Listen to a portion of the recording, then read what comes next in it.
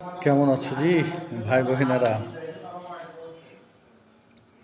আজ চলে আইনু তোমাদের কাছে চাঁপাইনবাবগঞ্জের আঞ্চলিক ভাষা লিয়া। আজকের বিষয় হলো বাইলা হুকমা।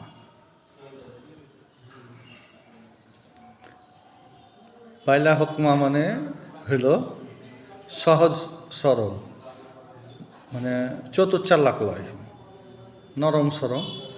এটা হলো বাইলা হুকমা। বাইলার মাছ দেখেছো তো, এ কান পাড়াতে থাকে তো থাকেই, একবারে খুব চতুর্চালাক লয়। যেমন ওইটাকে কিন্তু হারকে আঞ্চলিক ভাষা বাইলা হুকমা কয়, যারা সহজ সরল, কিছু বুঝে না, কম বুঝে, কিছু বুঝে না কহিলে ভুল হবে, কম বুঝে ওরাকে কহে বাইলা হুকমা। আর একটা হলো লেধা, ওই একই জিনিস। লেধাও কিন্তু ওইরকম, মানে খুব সহজ সরল, কোনো কিছু কাম করতে দিলে মানে অন্যদিকে তাকিয়ে থাকে, কোনো কাজ কাম সহজে ওকে যতক্ষণ কহে ততক্ষণ করে, না হলে হা করে অন্যদিকে তাকিয়ে থাকে একে, কিন্তু লেধা কহে। এইও সহজ সরল, মানে কম বুঝে।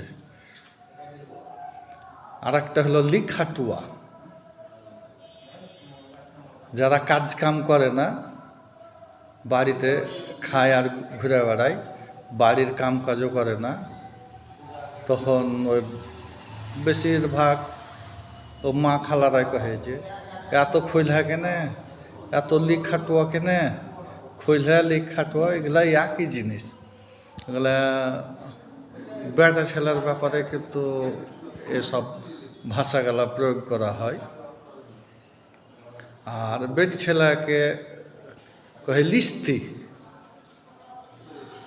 ওই বাইলা হুকমার মতনই বেটি ছেলেটাকে কহে যে লিস্তি। বেটা ছেলেকেও কহে, কিন্তু বেটি ছেলেকে বেশি কহে যে লিস্তি। এত কেনে ঢিল, ঢিল মানে খুব ধীর গতি, ঢিল মানে খুব ধীর গতি, মানে সহজে যারা কাজ করেন ওই বাইলা হুকমার মতনই ঢিল, লিস্তি, এগুলা কিন্তু চাঁপাইনবাবগঞ্জের হারিয়ে যাওয়া আঞ্চলিক ভাষা।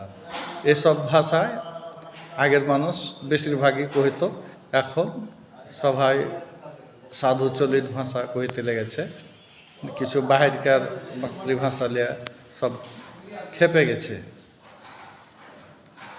তো এটা চাঁপাইনবাবগঞ্জের কয়েকটা আঞ্চলিক ভাষা তোমাদের সামনে কহিনু।